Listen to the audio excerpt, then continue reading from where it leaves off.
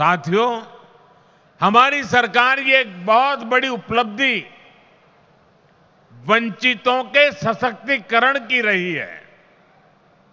उड़ीसा में तो बहुत बड़ी संख्या में हमारा जनजातीय समाज रहता है, लेकिन दुर्भाग्य से अतीत में आदिवासी समाज को निरंतर उपेक्षा मिली।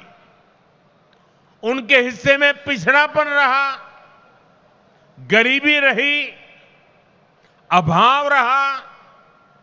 लंबे समय तक जिस पार्टी ने देश पर शासन किया, उसने आदिवासियों को अपनी राजनीति के लिए इस्तेमाल किया। इन लोगों ने आदिवासी समाज को न विकास दिया, न भागीदारी दी। इन लोगों ने देश के बड़े हिस्से को नक्सलवाद, हिंसा, अत्याचार की आग में धकेल दिया।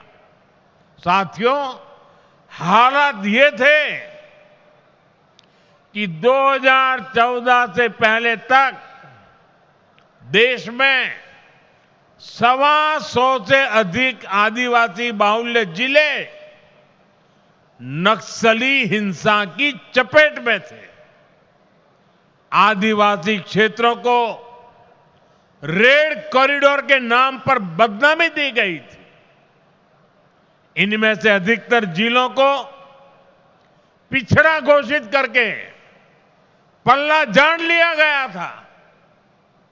भाइयों बहनों, बीते वर्षों में हमने आदिवासी समाज को हिंसा के माहौल से बाहर निकालकर विकास के नए पथ पर ले जाने का काम किया है।